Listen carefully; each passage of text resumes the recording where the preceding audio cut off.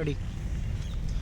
सबसे पहले तो आप सभी पत्रकार साथियों का धन्यवाद भी और स्वागत भी। और आज पूरे प्रदेशवासियों को रामनवमी की बहुत बहुत बधाई और माता रानी के नवरात्रों की आज कढ़ाई थी। पूरे प्रदेशवासियों को भी और देशवासियों को भी नवरात्रों की बहुत बहुत शुभकामनाएं, बहुत बहुत बधाई। धन्यवाद। प्रेस वार्ता का आयोजन किया है, उसका मेन उद्देश्य क्या है? देखिए, कल जो उद्देश्य है प्रेस वार्ता का, कल बादली विधानसभा क्षेत्र से कुलदीप वत्स जी ने प्रेस वार्ता की थी।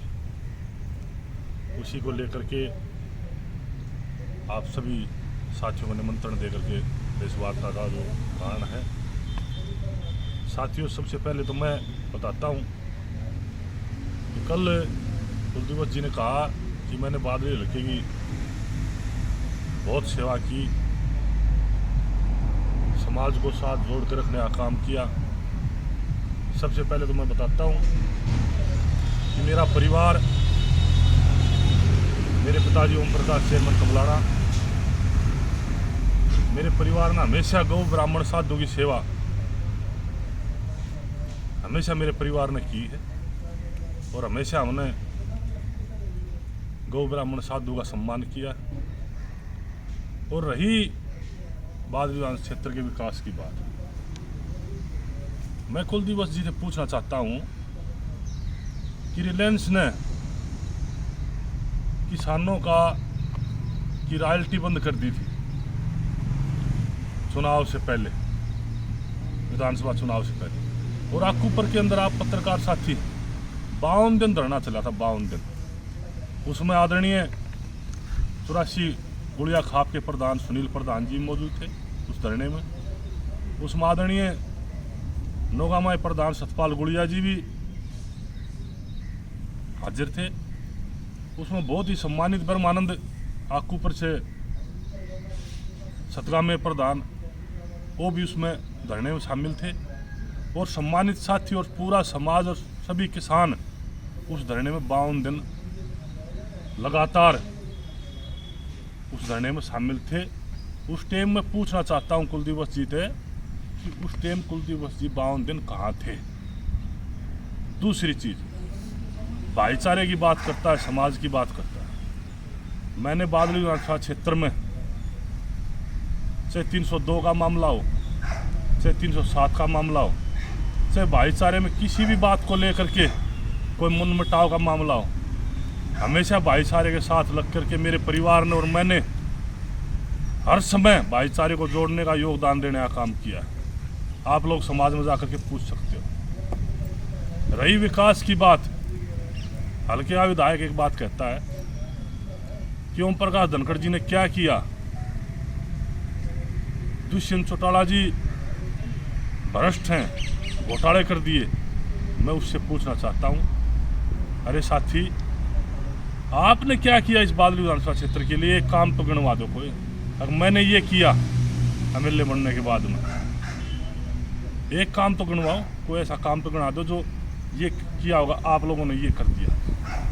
और रही भ्रष्टाचार की बात, मैं ये कहता हूँ हरियाणा प्रदेश में मैं अगर किसी को मानता हूँ तो सबसे बड़ा भ्रष्टाचारी इस बादली विधानसभा क्षेत्र के विधायक को मानता हूँ। और मैं ये कहता हूँ, वो कह रहा था कल संजय कबलाड़ा ने बादली विधानसभा क्षेत्रीय जनता से गलती माननी चाहिए। मैं ये कहता हूँ 2024 के चुनाव में बादली विधानसभा क्षेत्र की बहादुर जनता बहुत बड़ा बदलाव लाने वाली है और बहुत बड़ा बदलाव करेगी 2024 के चुनाव में, विधानसभा के में। उस दिन पता चल जाएगा। और वो बादली विधानसभा क्षेत्र की जनता से गलती मनवाने का प्रमाण मैंने उससे लेना पड़ेगा क्या? बादली विधानसभा क्षेत्रीय जनता मेरे से बहुत प्यार करती है, उनका बहुत आशीर्वाद है, बुजुर्गों का, नौजवानों का प्यार है, माताओं का आशीर्वाद है, बहनों का प्यार है। और हमेशा मेरे परिवार पर, चाहे मैंने 2009 का चुनाव लड़ा, चाहे मैंने 2019 का चुनाव लड़ा, हमेशा बादली विधानसभा क्षेत्र की जनता ने मेरे परिवार को आशीर्वाद देने का काम किया है और मेरे को इतना लाड और प्रेम देने का काम किया है। और मैं आपको बताना चाहता हूँ पत्रकार साथियों, 2009 में मैंने चुनाव लड़ा, जब 13,500-14,000 वोट आने का काम लोगों ने वोट देने का काम किया था। और मैंने जो 2019 में लड़ा चुनाव, तो इसी बादली विधानसभा क्षेत्रीय जनता ने मेरे को 28,000 वोट देने का काम किया। और मैं ये कहता हूँ आपके माध्यम से कि 2024 का जब चुनाव आएगा तो यही बादली विधानसभा क्षेत्र की बहादुर जनता इन्हीं को 56,000 वोट करने का काम करेगी और 24 के चुनाव विधानसभा के में, और हमारे को अपने बेटे और भाई को चंडीगढ़ भेजने का काम भी करेगी। आपके माध्यम से मैं कहना चाहता हूँ। आपने विधायक के ऊपर भ्रष्टाचार का आरोप लगाया, उसका कारण क्या है कि आप कारण आप अच्छी तरह जानते हो। मैंने चुनाव में बताया था, चुनाव के समय में आज का जो बादली विधायक है उस साथी ने उसका पहले यहाँ को मकान हो। अब आज हसनपुर गांव में आप लोग जाकर के देखने का काम करो साथी, कहाँ से लिया इतना पैसा? आज 15 करोड़ रुपए की कोठी जमीन कोठी बनाने लग रहा है, कहाँ से लिया? पूछो ना एक बार पूछो शरीफ से, कहाँ से लेगा? जनाब आपकी सरकार है, क्या जांच कराएंगे इसकी? अगर आपको लगता है कि मैं कोशिश करूंगा पूरी जांच की।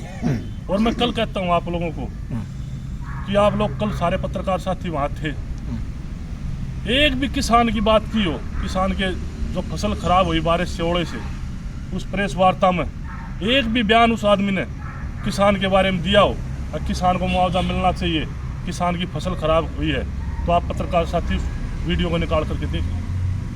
और रही मेरे ऊपर कानूनी कार्रवाई करने की बात जो कही कल विधायक, एक तरफ तो छोटा भाई कहता है, मेरा छोटा भाई संजय कबलाना, दूसरी तरफ कानूनी कार्रवाई करना की बात करता है। मैं ये कहता हूँ खुले मन से और खुले मन से कि आप कानूनी कार्रवाई करो। 24 में बादली विधानसभा क्षेत्रीय जनता उस कानूनी कार्रवाई का हिसाब भी आप लोगों को देना काम करे। और एक बात मैं और कहना चाहता हूँ, जाट आरक्षण चला था तो साथी कह रहा था भाईचारे को जोड़ने की बात करता हूँ। उस आंदोलन में एक जगह भी आकर के उसने कोई भाईचारा जोड़ने की वो बात कही हो, या किसी स्टेज पर आकर के उन्होंने कोई भाईचारे को जोड़ने की बात करी हो, कहीं भी वो आदमी दिखाई दिया हो? किस बात की भाईचारे की बात करता है? किस बात की भाईचारे? और मैं तो ये कहता हूँ भाईचारे की, मेरे पिताजी ब्लॉक समिति चेयरमैन बने थे, सबसे पहले अगर मेरे पिताजी ने वाइस चेयरमैन किसी को बनाने का काम किया था तो पास और गाँव के माया राम को वाइस चेयरमैन बनाने का काम किया था मेरे पिताजी ने, वो भी ब्राह्मण जात से था। वो किस बात की राजनीति की बात करता है, किस बात की भाईचारे की बात करता है? मेरे समझ में बात नहीं आ रही। और बादली जो भादुड़ जज्जर बादली रोड का बात करते हैं, बार बार करें, कल भी जिक्र किया, विधानसभा में जिक्र हुआ उस बात का कि जज्जर से बादली रोड पर राजनीति हो रही। मैं पूछना चाहता हूँ, आप विधायक हो, एक भारतीय जनता पार्टी आप प्रदेश अध्यक्ष, आप बनवा दो ना, आप बार बार जिक्र कर रहे हो, आप बनवाओ ना। आपने खुद मुख्यमंत्री ने बयान दिया है, विधानसभा में चर्चा हुई, 25-25 करोड़ रुपए विधायकों को देने का काम किया है रोड के लिए, अपना रोड मैप ले आकर दो विधानसभा 25-25 करोड़, आप बनवा दो ना, कौन मना कर रहा है? और मैं ये कहता हूँ पत्रकार साथी बैठे, इस रोड को हम जल्दी से जल्दी बनवाने का काम करें, बहुत जल्दी बनवाने का काम करें, बहुत जल्दी इसका टेंडर कराने का काम करें सर। जब चुनाव आते हैं जाट आरक्षण का मुद्दा उठाया जाता है, कहीं माहौल खराब करने की बात नहीं दोबारा से? देखिए, हमने सदा भाईचारा बनाने का काम किया, और कुछ संत लोग थे जिन्होंने भाईचारा खराब करने का काम किया। और मैं एक बात और बताना चाहता हूँ पत्रकार साथी, जब जाट आरक्षण की बात हुई, जो युवा साथी उस जाट आरक्षण में चले गए, गोली का शिकार हो गए, ईमानदारी से कहता हूँ कि जब दिल्ली से चल करके जाट नेता यहाँ चंदा देने के लिए आए, सहयोग करने के लिए आए, तो एक ब्राह्मण का बेटा जज्जर में भी एक्सपायर हुआ था, एक डीगल में शायद नाई का बेटा भी एक्सपायर हुआ था। मैं 7 चंदा दिवाने वाला जा करके उस ब्राह्मण के बेटे को भी और उस नाई के बेटे को भी मैंने साथ जा करके और चंदा दिलाने का काम किया है। हमने हमेशा भाईचारे को जोड़ने का काम किया, बिगाड़ने का काम नहीं। अगर बिगाड़ने का काम करते हैं तो ये चंद लोग ही ये करते हैं, हम हमेशा भाईचारे के साथ रहने का काम करते हैं। 2005 का एक मामला है जो बादली हल्के में लगातार सुर्खियां, क्या मामला है? क्या मामला बताओ? हिरण वाला मामला है, चुनाव में भी आपने उठाया था। नवाब पटौदी जी 2005 में सुरहती बड़ी माए थी, उस टाइम में हिरण का शिकार हुआ। आप पत्रकार साथी अच्छी तरह जानते हो, उसमें 2 खरगोश भी मारे गए। उस केस में एनरोलमेंट की जो बात थी वो पूरे समाज को पता है, पूरे गौहांड को पता है। और मैं ये कहता हूँ इस विधायक के बारे में मैं लेकर झज्जर से और गांव से पटौती तक जानता हूँ। वो एक कवि ने कहा है, ढके ढकाए ढोल धरे धरे राण देने क्यों पिछले पाप उगाड़े। ये ढोल ढके ढकाए रह जाएं और ये ढोल ढके ढकाए रहें तो अच्छी बात है। और मैं तो ये कहता हूँ कानूनी कार्रवाई कर साथी, मैं तो आपको कहता हूँ कि आप कानूनी कार्रवाई करो मेरे खिलाफ, पता चल जाएगा, समाज को भी पता चल जाएगा और समाज को यही पता चल जाएगा कुलदीप वस्त क्या है और संजय कबलाना क्या है। और ये कहे बादली विधानसभा क्षेत्र की जनता से गलती मानने मत कहे, ये कहे मेरे से गलती मानने संजय कबलाना।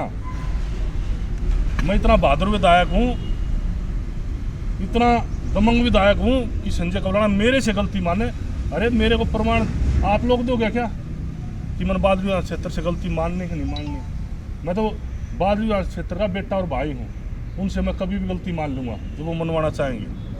मैं उनसे कोई दूर थोड़ी हूँ, मैं 36 बिरादरी का भाई हूँ, मैं उनके हमेशा 36 बिरादरी के बीच में रहता हूँ। अगर गलती मनवानी तो आप लोग को कि गलती मेरे से मानने संजय कबलाना, मैं उसका जवाब दूंगा आपको पत्रकार के साथियों के माध्यम से। संजय जी, उन्होंने लगातार ये कहा है कि अगर उसमें इन्वॉल्वमेंट मेरी पाती है तो मैं राजनीतिक इस्तीफा दे दूंगा। तो क्या संजय कबलाना उसकी पुष्टि करेंगे? मैं उस चीज़ के प्रयास कर लगा हूँ और आपने पुष्टि करनी है तो वहाँ समाज भी, वहाँ गौहांड भी है, पत्रकार साथी है, वहाँ किसी से आप पूछ भी जाए। ये छुपी बात नहीं है, 2005 का मुद्दा को छुपी बात है, पूरे देश में चला था और पूरे समाज को पता है। और समय आएगा तो मैं बता भी दूंगा और समाज के लोग भी साथ होंगे। और मैं भी अपने काम का लगा हुआ हूँ और वो भी अपने काम का लगा हुआ है। वो अपना काम करे और मैं अपना काम करूँगा। समय आने पर सारी बातें आपके बीच में खोल कर रखी जाएगी। 2024 के चुनाव नज़दीक हैं जनाब, लगातार जजपा अपने संगठन को मजबूत करना चाहती है। वो दिग्विजय का बयान था कि अब हम लोग 10 से 45 और 46 कैसे जाएं। वैसे तो कहते हैं कि हम लोग गठबंधन में हैं, तो किस तरह की चुनाव की रणनीति रहेगी आगे? देखिए, ये सब राष्ट्रीय नेताओं की बात है। गठबंधन की हो, गठबंधन टूटने की हो, ये फैसला आदरणीय जननायक जनता पार्टी के राष्ट्रीय अध्यक्ष डॉक्टर अजय सिंह चौटाला जी का, आदरणीय हरियाणा के बेटे और भाई उप मुख्यमंत्री दुष्यंत चौटाला जी का, ये उन नेताओं का फैसला है और उन्हीं के आदेश पर चल करके हम सभी कार्य करना है। हम उनके कार्यकर्ता हैं, तो उन नेताओं का फैसला है, उन नेताओं का जो आदेश होगा हम उस पर काम करेंगे। लेकिन 2024 की लड़ाई हम ठोक कर लड़ रहे काम करेंगे।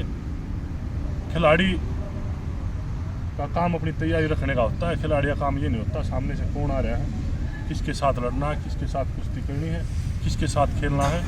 वो खिलाड़ी का काम अपनी मेहनत के ऊपर होता है। 24 की लड़ाई ठोक कर लड़ेंगे और बादली विधानसभा क्षेत्र की जनता, बहादुर जनता 24 का फैसला बदलाव की तरफ करेगा और बहुत बड़ा फैसला करेगा। आपके ऊपर भी लगातार आरोप लगाते रहे लोग कि चाहे विधायक हो कि कब्जे तो उन्होंने भी किए हैं, प्लाटों पर किए हैं या अन्य कई चीज़ों पर है, बाईपास का मुद्दा भी सुर्खियों में रहा, तो उसको लेकर संजय कबलाना क्या कहेंगे? देखिए, मैं आपको बताऊं, आज तक कोई भी आदमी इस जिले में और इस प्रदेश में कहीं ये कह दे कि संजय परिवार ने वहाँ कोई प्लॉट पर कब्जा किया, वहाँ किसी के पैसे रख करके ले करके न देने का काम किया। मैं तो एक बात कहता हूँ, विधायक तो इस हरियाणा प्रदेश में 90, हमने किसी विधायक के साथ इतने गनमैन देखे नहीं। क्या जरूरत पड़गी? इतना अच्छा विधायक है, इतना ईमानदार विधायक है बादली का, तो जरूरत क्या पड़गी इतने गनमैन रखने की? और किसी चीज़ का डर है तो बता दे खोल कर पत्रकार साथियों को कि मैंने इस चीज़ का डर है। अगर कोई धमकी मिली है तो उस धमकी के बारे में बता दे, किस कारण मिली है। आज तक आप पत्रकार साथी बैठे हो, आपने कभी पूछी हो भी किस चीज़ की धमकी मिली आपने? वो बता दे खोल कर मैंने किस चीज़ की धमकी मिली। अरे बताए तो सही, क्या डराने का काम करता है यही बादली विधानसभा जनता को इतने गनमैन रख करके अपने आप को ये बड़ा दिखाने का काम करता है क्या? अब मैं बड़ा आदमी हूँ, बहुत बड़ा आदमी। इससे पहले यहाँ के चौधरी धीरपाल जी, हमारे सम्मानित नेता, हमारे अंकल जी 5 बार विधायक रहे। हमने तो उसके साथ एक गनमैन से अलग कोई गनमैन दिखाई दिया ना कभी। उससे पहले नरेश शर्मा भी रहे, हमने कभी उसके साथ वो गनमैन देखा नहीं। इतनी भारी केज मजबूरी आ गई, इतने गनमैन लेकर के साथ, भाई के साथ भी गनमैन, बेटे के साथ भी गनमैन, इतनी बड़ी क्या मजबूरी आ गई? अब इतने गनमैन रखने पड़ रहे, ये बताओ तो सही। जनाब एक लास्ट सवाल है कि 2024 में जब चुनाव होंगे, गठबंधन में अगर होते हैं, अगर ये जजपा के खाते में जाएगी तो जाहिर सी बात है संजय कबलाना इस चुनाव को लड़ेंगे। अगर बीजेपी के खाते में जाती है तो क्या संजय कबलाना ओम प्रकाश धनखड़ के साथ कंधे से कंधा मिलाकर उनका सपोर्ट करेंगे? देखिए रमाकांत जी, वो 24 का फैसला है, ये पक्की बात है। संजय कबलाना बादली क्षेत्र से चुनाव लड़ने का काम करेगा। गठबंधन हो तो हमारी पार्टी गठबंधन की लड़ाई भी लड़ेगी, और अलग होकर लड़ेंगे तो पहली चीज तो जननायक जनता पार्टी अलग लड़ो, गठबंधन में लड़ो, पार्टी का फैसला होगा। संजय कबलाना अपने चुनाव की तैयारी में है 24 के भी, और चुनाव की तैयारी रखेंगे। जो पार्टियों का आदेश होगा वो सरमाथे पे, लेकिन चुनाव की तैयारी पक्की, चुनाव लड़ने का काम।